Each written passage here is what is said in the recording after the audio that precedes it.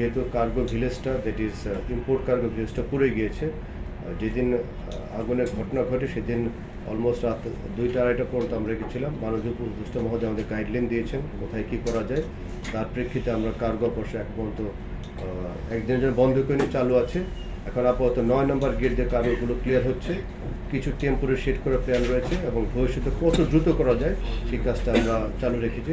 অনেকগুলো তদন্ত কমিটি গঠন করা হয়েছে উচ্চ পর্যায়ের এবং আমাদের ইন্টারনালও।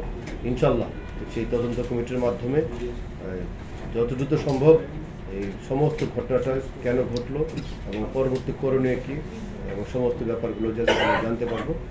আমাদের ইম্পোর্ট কার্গো টার্মিনেশনের যে স্পেসটা আছে সেটাকে বলে অ্যাপ্রন। অ্যাপ্রনের ভিতরে মালগুলো জমে থাকে। আমি আবার বলছি, তদন্তের স্বার্থে আমরা কোনো পক্ষকে এখন দোষ অথবা ওই লাইনে যাবো না। কিছু অভিজ্ঞতা আলোকে যেটা সেটা আপনাকে বলবো। যে মালপত্রগুলো জমা হয়ে থাকে সেই মাত্রগুলো হচ্ছে, আপনাকে আবার বলেছি, ওই বিল্ডিংটা আমার আর ভিতরের এইটার পুরো দায়িত্ব হচ্ছে বিমান বাংলাদেশ এয়ারলাইন্স, ক্লিয়ার করার দায়িত্ব হচ্ছে C&F এজেন্টরা, আর কাস্টমসের কর্তৃপক্ষ ওনার কাস্টমস জিনিসগুলো করে। আইডিয়ালি রেগুলার অনুসারে এই জিনিসগুলো 21 দিনের ভিতরে ক্লিয়ার হয়ে যাওয়ার কথা।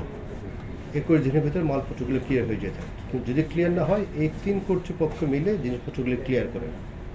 সুতরাং মালপত্রগুলো যদি জমে থাকে সেটা দায়িত্ব ওনাদের, এবং যেতে পারে না এই মালপত্রগুলো সামনে জমে থাকার জন্য যেতে পারে না। এবং এই সংক্রান্ত অনেকগুলো করসপন্ডেন্স করা হয়েছে, অনুরোধ করা হয়েছে। হাউর আনফর্চুনেটলি সেই মালপত্রগুলো সরে নাই। আমাদের ভেহিকেল যে আছে তারা সমস্ত ব্যবস্থাটা নিয়েছে। ফার্স্ট অফ অল যেটা বলেছিলাম যে সামনে কিছু কার্গো ছিল, তার জন্য স্তূপকার ছিল, তার জন্য যেতে পারে না। আর স্ট্রাকচারটা ভেঙে যে ভিতরে ঢুকে, এটা একটা লোহার স্ট্রাকচার ছিল, ভেঙে কেটে ভিতরে ঢুকে যায় না। আপনি এখনও যে দেখতে পারেন স্ট্রাকচারটা বেশ মজবুত, এটা ভিতরে কেটে ভিতরে ঢুকা যায় না, এর জন্য এটা একটা ব্যাপার ছিল। আর আমাদের যে ভেহিকেলগুলো ছিল এই ভেহিকেলের ভিতরে সবচেয়ে ভালো ভেহিকেল যেটা আপনি জানেন রোজেনবাউয়ার, আমি জানি না আপনারা ছিলেন নাকি, আমার চোখের সামনে সে 2বার ফোমও ইউজ করেছে এবং হোস পাইপ থেকে শুরু করে মনে করেন পাউডার, ফোম, ওয়াটার সমস্ত রকম জিনিসপত্র তারা ইউজ করেছে। বিল্ডিংটা আমাদের ভিতরের অ্যারেঞ্জমেন্টটা কী হবে সেই অ্যারেঞ্জমেন্টটা হচ্ছে যে কর্তৃপক্ষগুলো বলেছে ওনারা এটা মেনটেন করেন। তার ভিতরে অ্যাডিশনাল আমার যে সাপোর্টটা আছে, আমার এখানে আবার বলছি 140টা, আমি স্ট্যাটিস্টিক নিয়ে দিচ্ছি, 140টা ফায়ার এক্সটিংগুইশার ছিল। এবং সেইখানে যে সিভিলিয়ান যে কর্মীরা যারা কাজ করেন, যেটা সিভিল এভিয়েশন না, ওনাদের গত জুলাই মাসে মনে করেন 200 কর্মীকে আমরা প্রশিক্ষণ দিয়েছি এবং টাইম টু টাইম তাদের সাথে এই রিলেটেড কাজ করার হয়।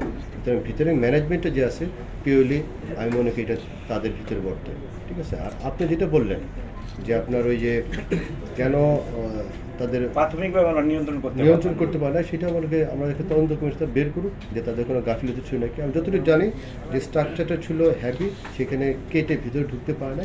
আর সামনে যে স্তূপকার যে আপনার অ্যাপ্রন এলাকায় যে মালপত্রগুলো ছিল তার জন্য আমার ফায়ার ভেহিকেলটা অথবা এটা আমাদের কাজে বাধা দিচ্ছিল, সেটা আমার প্রাথমিক অনুমানে এবং তদন্তে আমি সেটা আমি পেয়েছি। এই ঘটনাটা অবশ্যই দুঃখজনক এবং আমার জন্য একটা খারাপ অভিজ্ঞতা, সেটা নো ডাউট। বাট আইকাও আমি মনে করি যে আইকাও এই ঘটনা পরবর্তীতে যদি দেখে যে আমাদের স্টেপগুলো কেমন হচ্ছে, প্রবাবলি সেটা আমাকে আরও বেটার সাপোর্ট করবে টু আপলিফট মাই পজিশন। সুতরাং আইকাও এর মাধ্যমে আমার মনে হয় কোনো মানদণ্ডে আমার আঘাত আসবে না। আইকাও তো এখানে কোনো প্রভাব ফেলবে না।